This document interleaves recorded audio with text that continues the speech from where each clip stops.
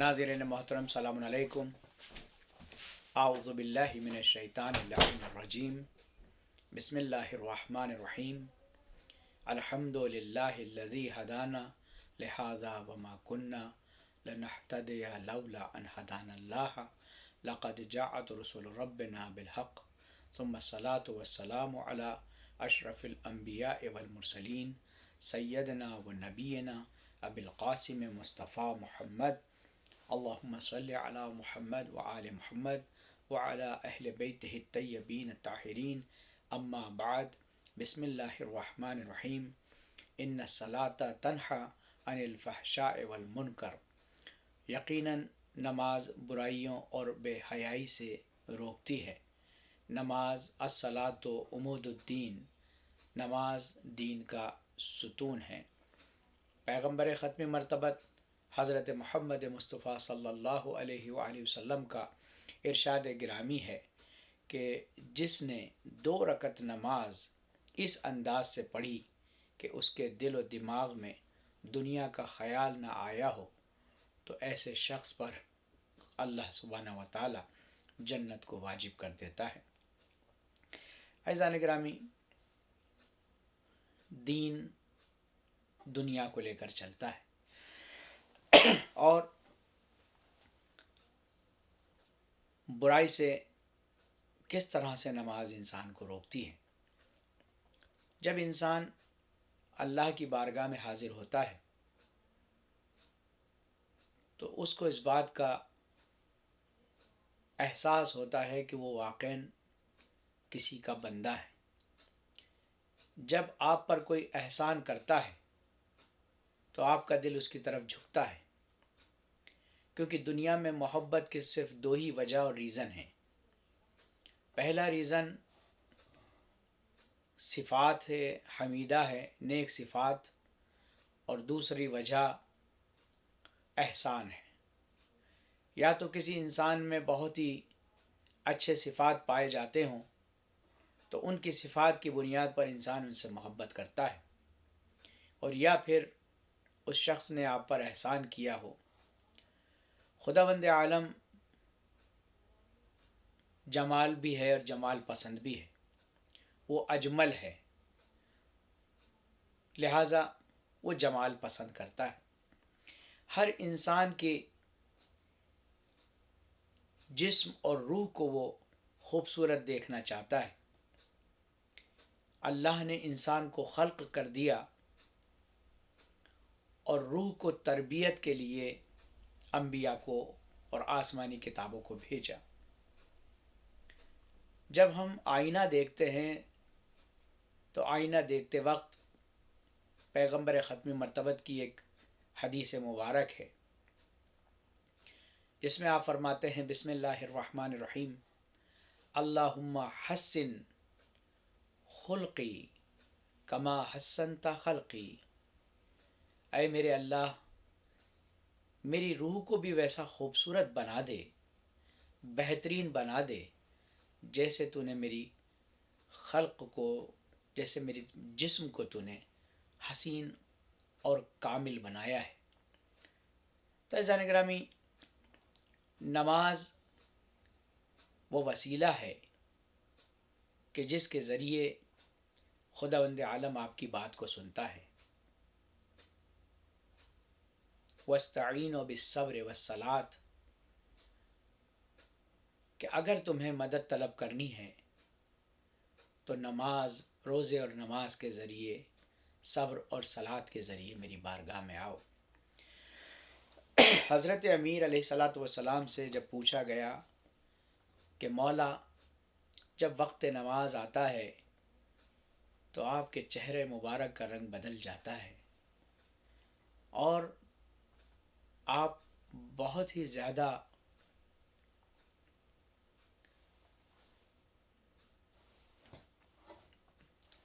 अपने अंदर एक तब्दीली को महसूस करते हैं और वो तब्दीली हमको भी नज़र आती है। तो आपने फरमाया कि इस कायनात को बनाने वाले के सामने अपनी अमानत को पेश करने जाता हूँ और यही ख़याल कि खुदा کی اس امانت کو ذمہ داری کے ساتھ ادا کر دیا جائے۔ تو عزیزان گرامی، کچھ چیزیں تو ہوتی ہیں کہ جو ہم اپنی طرف سے بھیجتے ہیں، اور کچھ چیزیں ایسی ہیں کہ جو اللہ کی طرف سے طلب کی جاتی ہیں۔ لہٰذا نماز اللہ کی طلب کا نام ہے، اس کو ہمارے سجدوں کی اور ہماری عبادت کی ضرورت نہیں تھی۔ وہ چاہتا ہے کہ کون بندہ ہے جو مجھے پکارے، ادعونی استجب لکم، اے میرے بندے مجھے پکار، میں تیری بات کو سنوں گا۔ ان الذین یستکبرون عن عبادتی، اور اگر تنہیں میری عبادت میں کوئی اکڑ دکھائی، سیدخلون جہنم داخرین، تو میں تجھے جہنم کے حوالے کر دوں گا۔ تو خدا بند عالم اپنے بندے کو اس نے جنت کے لیے بنایا ہے، لیکن انسان اس کی مخالفت سے اپنے آپ کو اس رحمت سے دور کر لیتا ہے۔ خدا بند عالم نماز کے ذریعے ہم پر اپنی رحمتوں کا نزول نازل کرتا ہے۔ رحمتوں کے ذریعے، خود رحمت کے معنی ہے ساخت و ساز، بلڈ اپ کرنا۔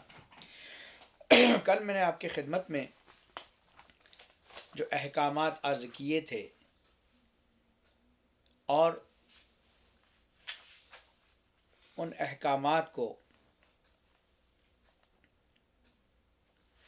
آپ کی خدمت میں عرض کیا گیا تھا کہ جو رکن نماز ہیں، رکن نماز کو ادا کرنے کے لیے ہمارے لیے یہ چیزیں ہیں کہ انسان، رکن نماز 5 تھی جو آپ کی خدمت میں عرض کی، اور وہ رکن نماز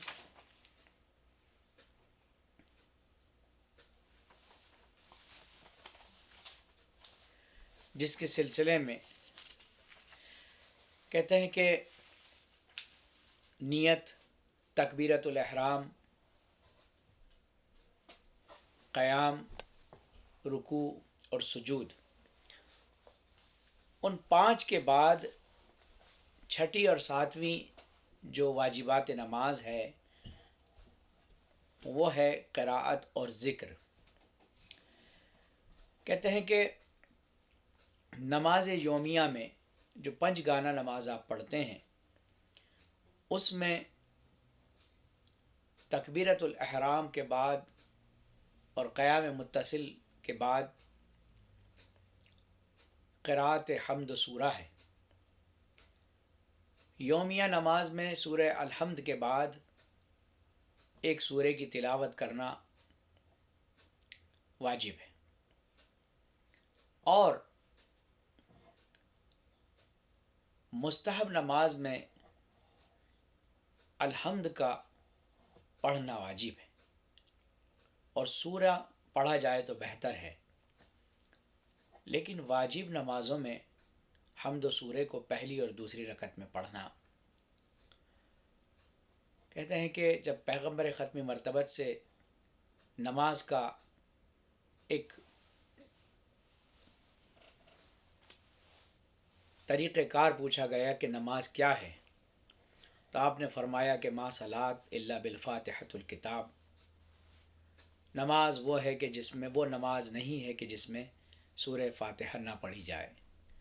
لہٰذا سورہ فاتحہ کے بغیر نماز نہیں ہو سکتی، سورہ الحمد کے بغیر نماز نہیں ہو سکتی، اور اس کا آغاز تکبیر سے ہوتا ہے اور اس کا اختتام تسلیم سے ہوتا ہے، یعنی تکبیرۃ الاحرام جب آپ کہتے ہیں تو نماز شروع ہو جاتی ہے، اور جب آپ سلام دیتے ہیں تو آپ کی نماز ختم ہو جاتی ہے۔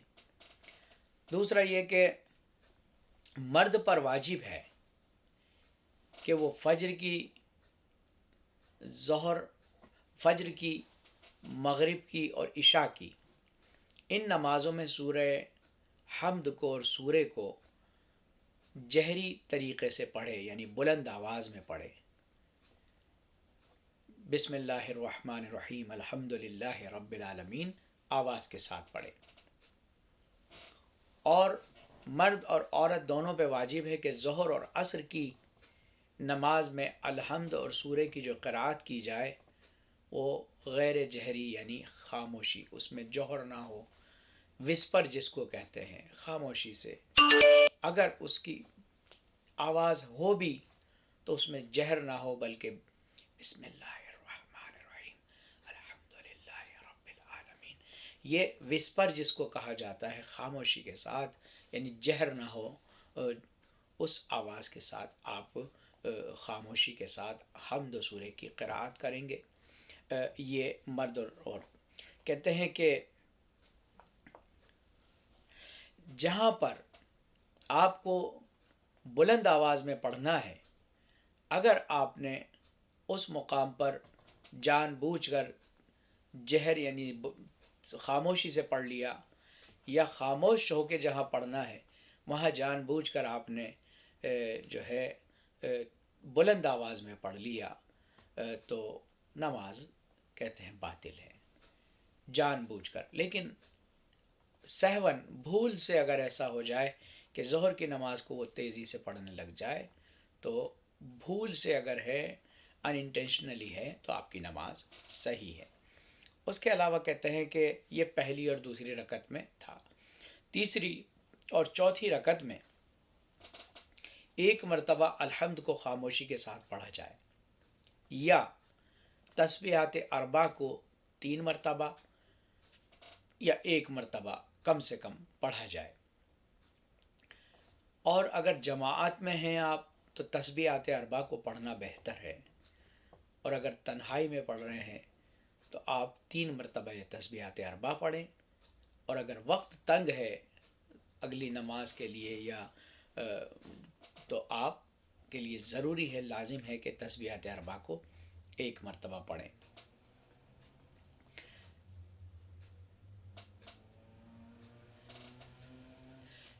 تیسرا یہ کہ ہر مرد اور ہر عورت کے لیے یہ واجب ہے کہ تیسری اور چوتھی رکعت میں حمد کو یا تسبیحات اربع کو خاموشی کے ساتھ پڑھیں، یہ اس کے شرائط ہیں۔ اس کے علاوہ کہتے ہیں کہ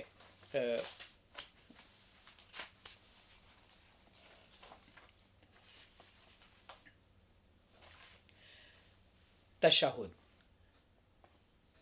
آٹھواں واجبات نماز میں جو حصہ ہے جو غیر رکنی ہے وہ ہے تشہد۔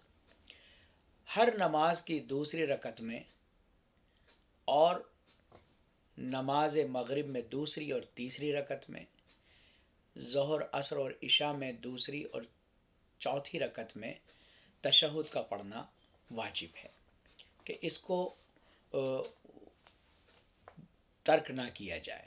لیکن اگر بھول سے انسان بھول جائے تو اس کے لیے سجدہ سہو کا اہتمام ہے، اور وہ کہے کہ اشہد ان لا الہ الا اللہ وحدہ لا شریک لہ واشہد ان محمدا عبدہ ورسولہ اللہم صلی علی محمد وآل محمد۔ نواں کہ ہر نماز کے آخری رکعت میں 2 سجدے کے بعد بیٹھے، دوسرے سجدے کے بعد بیٹھے تشہد پڑھے، اور تشہد کے بعد سلام پڑھے، السلام علیک ایہا النبی ورحمۃ اللہ وبرکاتہ، السلام علینا وعلی عباد اللہ الصالحین، السلام علیکم ورحمۃ اللہ وبرکاتہ۔ ان 3 سلاموں میں ایک سلام واجب ہے کہ السلام علیکم ورحمۃ اللہ وبرکاتہ۔ السلام علیکم اگر وہ رحمت اللہ وبرکاتہ بھی کہے تو وہ مستحب ہے، لیکن بچوں کو یہی سکھایا جائے کہ تینوں سلام تینوں سلاموں کو ادا کیا جائے۔ السلام علیک ایہا النبی ورحمۃ اللہ وبرکاتہ، السلام علینا وعلی عباد اللہ الصالحین، السلام علیکم ورحمۃ اللہ وبرکاتہ۔ تو یہ 9 چیزیں واجبات نماز میں تھی۔ 10ویں چیز ترتیب ہے، کہ اگر کوئی شخص جان بوجھ کر ترتیب کو آگے پیچھے کرے، یعنی سجدے میں پہلے چلا جائے اور رکوع میں بعد میں کھڑا ہو کے رکوع کرے تو یہ نماز باطل ہے، چونکہ ترتیب کا ہونا ضروری ہے۔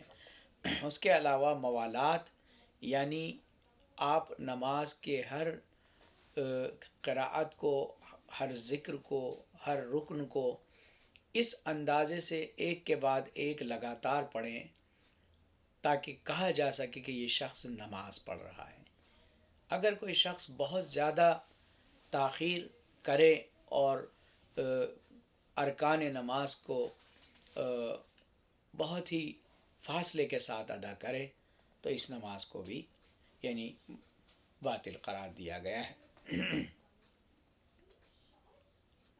اگر کوئی شخص جان بوجھ کر کلمات میں فاصلہ رکھے بہت زیادہ، اس طرح سے پڑھے کہ لگے کہ یہ پڑھ نہیں رہا ہے، بنا بر مجبوری الگ بات ہے۔ لہٰذا یہ نماز کے لیے جو ہے آج ہم نے اس واجبات نماز کو کامل کیا۔ انشاءاللہ اس کے سائر جتنے بھی ہیں، سجدہ کن چیزوں پر واجب ہے، کن چیزوں پر غیر درست ہے، کہاں پہ مبطلات نماز کیا ہیں، اور جتنے بھی اس نماز کے یہ سلسلے انشاءاللہ ہم رمضان المبارک میں اس کو ضرور جاری اور ساری رکھیں گے۔ لیکن ہم چاہتے ہیں کہ رمضان شروع ہونے سے پہلے، رمضان المبارک سے پہلے روزے کے وہ احکامات کہ جو بہت زیادہ واجب ہے، تاکہ اول سے اگر ہمارے اندر کوئی چیز غلط عادت میں آ گئی ہے تو اس کو رفع کریں اور اپنے روزوں کو صحیح کیا جائے۔ عزیزان گرامی، نماز کے سلسلے میں پیغمبر ختم مرتبت کا ایک واقعہ اور ایک داستان ہے کہ نماز ایک وقت تھا کہ مدینے میں کچھ قحط سالی تھی، اناج کی کمی ہو گئی تھی، لہٰذا نماز جمعہ تھی۔ پیغمبر ختم مرتبت نماز جمعہ پڑھا رہے تھے، خطبہ دے رہے تھے۔ جب خطبے کا وقت آیا تو کسی نے آواز لگائی، جو کہ پہلے جو تاجر آتے تھے اپنا سامان فروخت کرنے آتے تھے، وہ لوگ اپنے آنے کا اعلان طبل بجا کے کیا کرتے تھے۔ تو شام سے تاجروں کا ایک گروہ آیا اور عین اس وقت پہ کہ جب لوگ خطبہ پیغمبر اسلام کا سن رہے تھے مسجد النبوی میں، تو جب لوگوں نے سنا کہ اناج بیچنے والا آیا ہے، اور تو لوگ اٹھ کر جانے لگے، اور کہ ابھی تو خطبہ ہو رہا ہے، اور وہ لوگ اٹھ کر چلے گئے اور خرید و فروخت میں لگ گئے۔ اس وقت یہ آیت نازل ہوئی، سورہ جمعہ کی آیت ہے، ارشاد ہوتا ہے بسم اللہ الرحمن الرحیم وَإِذَا رَأَوْا تِجَارَةً أَوْ لَهْوًا انفَضُّوا إِلَيْهَا وَتَرَكُوكَ قَائِمًا قُلْ مَا عِندَ اللَّهِ خَيْرٌ مِّنَ اللَّهْوِ وَمِنَ التِّجَارَةِ وَاللَّهُ خَيْرُ الرَّازِقِينَ۔ اور جب انہوں نے تجارت یا کھیل کا تماشا ہوتے ہوئے دیکھا تو اس طرف دوڑ پڑے اور آپ کو تنہا آپ کو چھوڑ کر چلے گئے۔ اے میرے نبی کہہ دیجئے، جو کچھ اللہ کے پاس ہے وہ کھیل تماشے اور تجارت سے کہیں زیادہ ہے، اور اللہ بہترین رزق دینے والا ہے۔ تو پیغمبر ختم مرتبت نے فرمایا کہ ابھی میرے سامنے خطبے میں تقریباً 40-50 لوگ بچ گئے تھے۔ آپ نے فرمایا کہ اگر یہ جو لوگ رہ گئے ہیں اگر یہ بھی چلے جاتے تو عجب نہیں، آسمان سے پتھروں کی بارش کے طریقے سے عذاب نازل ہوتا۔ اور اس کے بعد پیغمبر ختم مرتبت نے اللہ سے یہ وعدہ لیا کہ خدایا تو میری امت کو امت مرحومہ قرار دے گا، تو میری امت کو امت مرحومہ قرار دے گا، یعنی اس امت کو رحم شدہ امت قرار دے گا۔ اب اس امت پر تو اپنا عذاب نازل نہیں کرے گا۔ عزیزان گرامی، اس امت کو اتنی بڑی گارنٹی دی گئی ہے، نہ جانے کتنے عذابوں سے خداوند عالم ہمیں بچاتا ہے کہ ہم اس کی توحید کا کلمہ پڑھتے ہیں۔ لیکن اگر یہ بلائیں آ رہی ہیں تو اس کی وجوہات ہمارے گناہ ہیں، لہٰذا ان کو صحیح کرنا ہماری ذمہ داری ہے کہ ہم صحیح طریقے سے اس اپنی زندگی کو چلائیں اور نیک کاموں میں اپنا وقت صرف کریں۔ ہم اپنی زندگی کو بہت خوبصورت بنا سکتے ہیں۔ مولا کائنات فرماتے ہیں کہ انسان عجیب ہے، یہ موت سے تو بچنا چاہتا ہے، جہنم سے نہیں، جبکہ جہنم سے بچا جا سکتا ہے، موت سے نہیں۔ کل نفس ذائقۃ الموت، جب خداوند عالم نے ہر نفس کی شرط لگا دی ہے کہ اس کو موت کا ذائقہ چکھنا ہے۔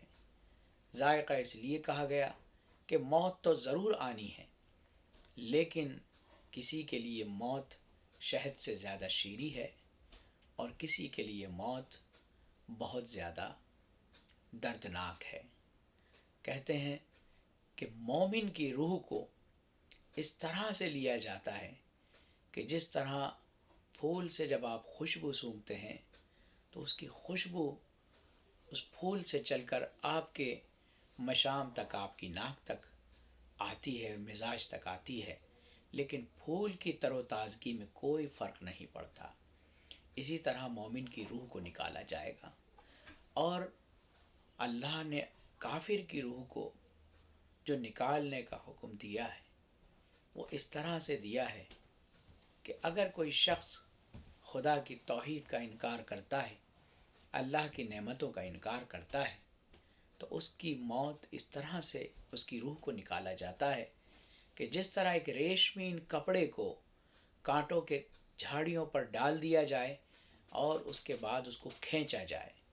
آپ سمجھ سکتے ہیں کہ کتنی اذیت سے وہ کپڑا تار تار ہو جاتا ہے۔ کہتے ہیں کہ کافر کی روح کو اس طرح سے نکالا جائے گا۔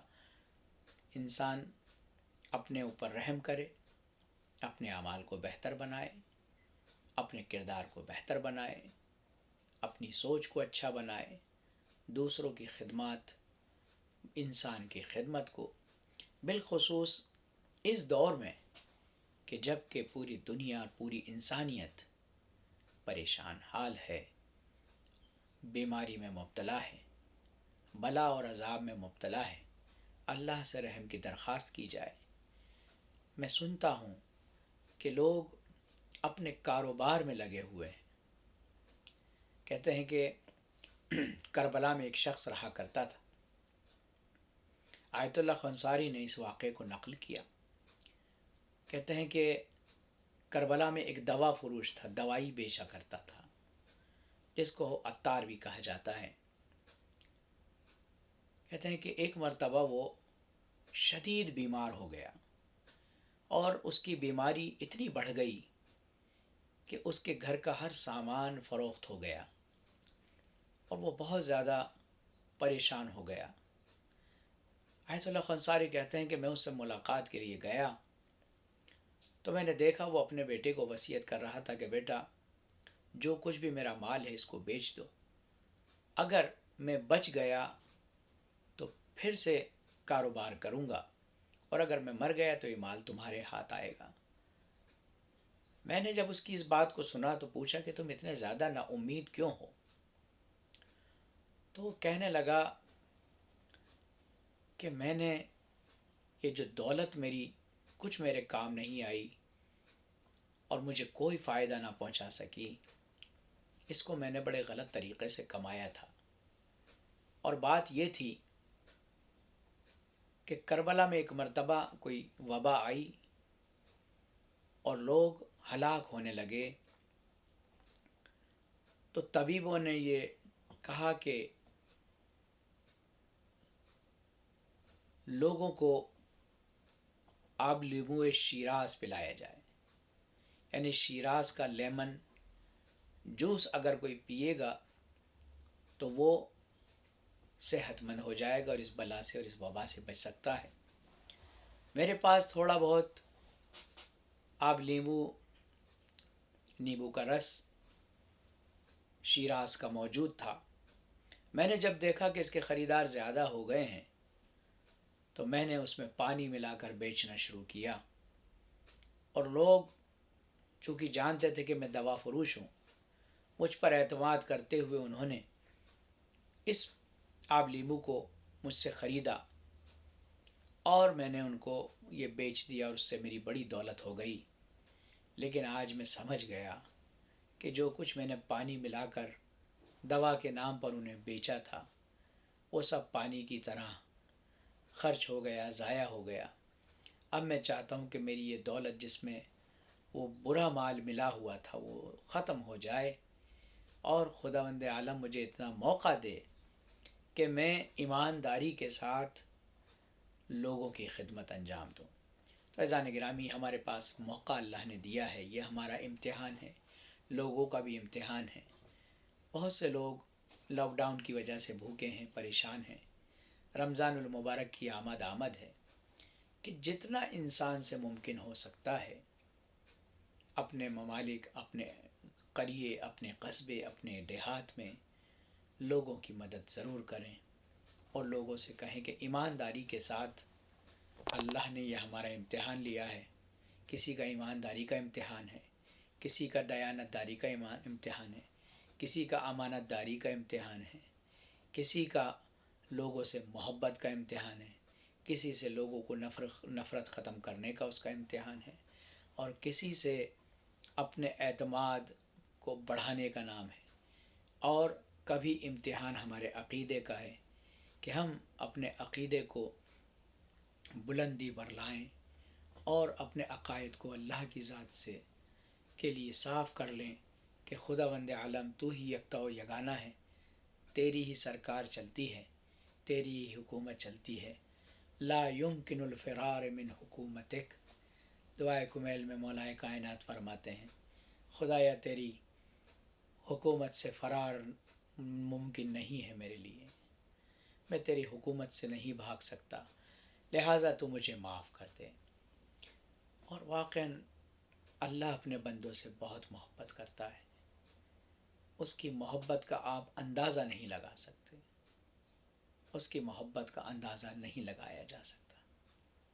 جب فرعون دریائے نیل میں ڈوب رہا تھا تو وہ آواز دے رہا تھا، موسیٰ مجھے بچا لو۔ آواز آئی کہ موسیٰ تمہیں پالا ہے اس فرعون نے، تم اسے کیوں نہیں بچاتے؟ کہا خدایا اس نے بڑے ظلم کیے ہیں، اب اس کو غرق ہو جانا چاہیے۔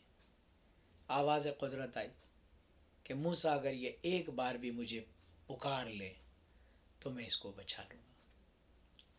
پیغمبر اسلام نے فرمایا کہ اللہ اتنی محبت کرتا ہے کہ بہت زیادہ مال خرچ کرنے کی ضرورت نہیں ہے۔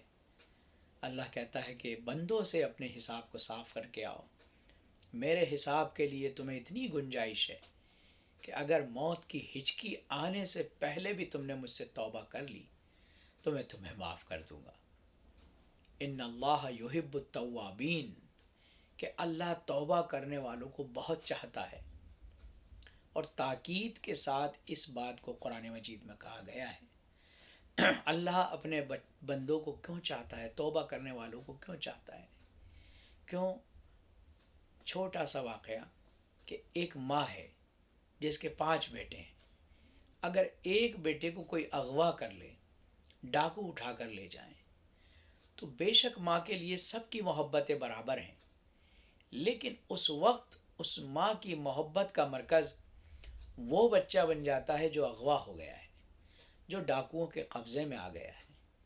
وہ ان بچوں کے بارے میں نہیں زیادہ سوچتی کہ جو اس کے پاس ہیں، لیکن اس بچے کے بارے میں وہ سوچ کر روتی ہے کہ نہ جانے اس نے کھانا کھایا ہوگا یا نہیں، نہ جانے اس کو سونے دیا گیا ہو یا نہیں۔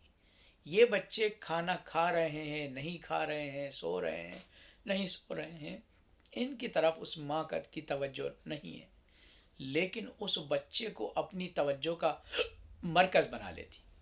جب وہ بچہ چھوٹ کر آتا ہے تو جتنا پیار وہ اس بچے کو اپنے گلے لگا کر کرتی ہے، اتنا پیار اس نے گھر میں رہنے والے بچوں کو نہیں کیا۔ عزیزان گرامی، چونکہ یہ تو دنیاوی ماں ہے، لیکن خداوند عالم جو کہ رحمان و رحیم ہے، اس کا اگر کوئی بندہ شیطان کے چنگل میں آ جائے، اغوا ہو جائے، تو وہ بندہ اللہ کی توجہ کا مرکز بن جاتا ہے، اور خداوند عالم اس کو راستے دیتا ہے۔ اے میرے بندے، یہ توبہ کا راستہ ہے، تو توبہ کر، اس شیطان سے چھٹکارا پا جائے گا، تو لاحول پڑھ، اس شیطان سے چھٹکارا پا جائے گا۔ لیکن جب وہ کھویا اور بھٹکا ہوا بندہ جو شیطان کے چنگل میں آ گیا ہے، اغوا ہو گیا ہے، اللہ سے توبہ کرتا ہے، تو خداوند عالم اسے اس ماں کی طرح، جس طرح وہ ماں اس بچے کو پیار کرتی ہے، اللہ اس مہربانی سے کہتا ہے، ان اللہ یحب التوابین، کہ گھبرا مت، اللہ توبہ کرنے والوں کو بہت چاہتا ہے۔ عزیزان گرامی، اگر ہمارے نوکر سے یا ہمارے پاس کام کرنے والے کسی سے گھر کے برتن ٹوٹ جائیں، اور وہ برتن ٹوٹنے کے بعد آپ سے بحث کرے کہ آپ نے یہ برتن ایسے کیوں خریدے کہ جو ٹوٹنے والے ہیں، تو ہمیں غصہ آتا ہے۔ لیکن اگر وہ آپ سے بحث کرنے کے بجائے اپنے سر کو جھکا کر نادم ہو جائے کہ مالک مجھ سے غلطی ہو گئی، مجھے معاف کر دو، تو ہم اسے معاف کر دیتے ہیں، اپنے ان برتنوں کو بھول جاتے ہیں۔ اب اندازہ لگائیے، ہم نے اللہ کی احکامات کے کتنے برتن توڑے ہیں۔ کیا ان احکامات کے برتنوں کو توڑنے کے بعد ہم اللہ سے کوئی بحث کر سکتے ہیں، کوئی دلیل دے سکتے ہیں؟ نہیں، صرف راستہ یہی ہے، لا یمکن الفرار من حکومتک، اے خدایا میرے پاس تو فرار ممکن نہیں ہے، میں نے تیرے بڑے بڑے احکام کے برتن توڑے، میرے معبود مجھے معاف کر دے، میں تجھ سے معافی چاہتا ہوں۔ ماہ رحمت کی آمد ہے، ہم اپنے دلوں کو آمادہ کریں، ہم اپنے دلوں کو آمادہ کریں، کیونکہ جناب حر نے جس طرح سے امام حسین علیہ السلام کو کربلا جانے پر مجبور کیا تھا، حالانکہ امام مجبور نہیں ہوتا، لیکن کوفے جانے نہیں دیا تھا کہ حسین ابن علی مجھے اجازت نہیں ہے۔ لیکن جب شب عاشور اس کا ضمیر جاگا تو اس کا جسم مبارک لرزنے لگا۔ اس کے بھائیوں نے، اس کے قبیلے والوں نے، اس کے سپاہیوں نے اپنے جرنل سے یہ کہا کہ اور میں نے اس طرح کبھی آپ کو لرزتے نہیں دیکھا، کیا آپ حسین کی فوج سے ڈر رہے ہیں؟ ان کی تو تعداد بھی بہت کم ہے، اور ان کے ساتھ تو بچے بھی آئے ہیں، عورتیں بھی آئی ہیں۔ امام نے فرمایا کہ جو میں دیکھ رہا ہوں اور سن رہا ہوں، حر نے فرمایا کہ جو میں دیکھ رہا ہوں اور جو سن رہا ہوں وہ ذرا غور سے سنو۔ اس طرف طبل بجائے جا رہے تھے، اس کی آوازیں تھیں، لیکن حسین ابن علی اور ان کے اصحاب با وفا کے خیموں سے طاعت اور عبادات کی آوازیں آ رہی تھی، ایسی آوازیں جس طرح شہد کے مکھی اپنے چھتے کے پاس آوازیں دیتی ہے۔ اور انہوں نے کہا کہ میں نے بڑی غلطی کی ہے، حسین کریم ابن کریم ہے، وہ مجھے معاف کر دیں گے۔ لہٰذا جناب حر علیہ السلام بننے چلے، اپنے غلام سے کہا کہ میرے ہاتھوں کو باندھ دے، بیٹے سے کہا میرے لال میرے ساتھ چلو، بھائی سے کہا کہ تم اختیار ہے میرے ساتھ چلو، غلام سے کہا کہ میں تجھے آزاد کرتا ہوں۔ غلام نے کہا کہ سرکار پوری زندگی میں نے آپ کی خدمت کی، اب جنت میں تنہا نہ جائیے، مجھے بھی اپنے ساتھ لے چلیے۔ جناب حر ابن ریحی راحت کی تاریکی میں حسین کی طرف چلے۔ جیسے ہی کسی کے آنے کی آہٹ آئی تو جناب علی اکبر، جناب عباس جو کہ پہرا دے رہے تھے، آگے بڑھے۔ اندھیرا ہے۔ حسین نے آواز دی، بھیا عباس، میرا دوست آ رہا ہے۔ جیسے ہی امام آگے بڑھے، کیا دیکھا کہ حر جو کہ فوج کا سردار تھا، اپنے ہاتھوں کو باندھے ہوئے زمین پر لیٹا ہوا ہے۔ امام نے فرمایا اسے آنے دو۔ ایک مرتبہ حر نے آواز دی، حلی توبہ یا ابن رسول اللہ، اے فرزند رسول، کیا میرے لیے کوئی توبہ کا راستہ ہے؟ حسین نے فرمایا کہ ہاں حر، اللہ تو توبہ کرنے والوں کو بہت پیار کرتا ہے۔ امام کے قدموں میں گر گیا۔ امام نے کہا، علی اکبر، میرے بھائی حر کے ہاتھ کھولو، وہ جس نے امام کو کوفے نہیں جانے دیا، ان تمام سختیوں کا سبب بنا، لیکن امام نے بتایا کہ اگر کوئی کریم ابن کریم کے پاس آئے تو عزیزان گرامی اندازہ لگائیے، جب حسین اتنی کریمی کے ساتھ ہے تو رب حسین کتنا کریم ہوگا۔ آئیے ہم رمضان المبارک سے پہلے اپنے حالات کو بہتر بنائیں۔ اس وبا اور اس وبا کے دور میں اللہ سے دعا کریں کہ خدایا ہمارے حالات کو بہتر بنا اور ہمارے اس عمل کو قبول فرما، اور ہم سب کو توبہ کی توفیق عنایت فرما۔ میرے معبود، ہم نے تیرے بڑے احکامات کے برتن توڑے ہیں، لیکن ہم اب تیری نماز سے غافل نہیں ہوگا کوئی بھی۔ میرے معبود، تیرے حکم کو سر آنکھوں پہ لینا ہے۔ آج یہ دنیا اور یہ انسانیت پریشان ہے۔ وقت توبہ بھی ہے، وقت رحم بھی ہے۔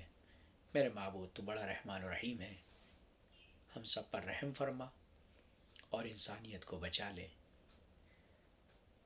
امام زمانہ کے ظہور میں تعجیل فرما، ہم سب کو مزدوران جنت البقیع میں شمار فرما، ہم سب کی توبہ کو قبول فرما، ہم سب کی پریشانیوں کا ازالہ فرما، تمام مومنین مومنات کی جان مال عزت آبرو کی محافظت فرما، جیسا تو بنانا چاہتا ہے ایسا بننے کی توفیق عنایت فرما، ہم اپنے انسانیت کے جوہر دکھا سکے ایسا موقع تو نے عطا فرمایا ہے، اس میں ہمیں کامیاب ہونے کی توفیق عنایت فرما۔ ربنا تقبل منا انک انت السمیع العلیم برحمتک یا ارحم الراحمین۔ بسم اللہ الرحمن الرحیم۔ اللہم کل ولیک الحجۃ ابن الحسن صلواتک علیہ وعلی آبائہ فی هذه الساعة وفی کل ساعة ولیا وحافظا وقائدا وناصرا ودلیلا وعینا حتی تسکنہ ارضک طوعا وتمتعہ فیہا طویلا برحمتک یا ارحم الراحمین۔ ایک مرتبہ سورہ الحمد اور 3 مرتبہ سورہ اخلاص کی تلاوت کر کے تمام مرحوم مومنین مومنات، بالخصوص اس کرونا وائرس کی زد میں جو بھی مومنین آئے اور اس دنیا سے چلے گئے، ان سب کے لیے، اور بالخصوص سسٹر عالیہ رضوی، اس کے علاوہ جناب سید حیدر جعفری صاحب کے والد کی آج برسی ہے، اس کے علاوہ میری ایک عزیزہ، ایک معصوم بچی جس کا انتقال ہوا ہے، نورین زہرا تقوی بنت نظر عباس تقوی، کے لیے ایک سورہ فاتحہ، اور میرے والدین اور اپنے مرحومین کو اس میں یاد رکھتے ہوئے رحم اللہ من قرأ الفاتحة مع الصلوات۔ اللہم صلی علی محمد وعلی محمد، اللہم صلی علی محمد وعلی محمد، اللہم صلی علی محمد وعلی محمد۔ بسم اللہ الرحمن الرحیم۔ الحمد للہ رب العالمین الرحمن الرحیم مالک یوم الدین ایاک نعبد و ایاک نستعین اہدنا الصراط المستقیم صراط الذین انعمت علیہم غیر المغضوب علیہم ولا الضالین بسم اللہ الرحمن الرحیم قل هو اللہ احد اللہ الصمد لم یلد ولم یولد ولم یکن له کفوا احد بسم اللہ الرحمن الرحیم قل هو اللہ احد اللہ الصمد لم یلد ولم یولد ولم یکن له کفوا احد بسم اللہ الرحمن الرحیم قل هو اللہ احد اللہ الصمد لم یلد ولم یولد ولم یکن له کفوا احد صدق اللہ العلی العظیم۔ خدایا بحق محمد و آل محمد چاردہ معصومین کے صدقے میں اور توسل سے اس فاتحہ کا ثواب تمام مرحوم مومنین مومنات کو ایصال فرما۔ ربنا تقبل منا انک انت السمیع العلیم برحمتک یا ارحم الراحمین۔ اللہم صلی علی محمد و آل محمد وعجل فرجهم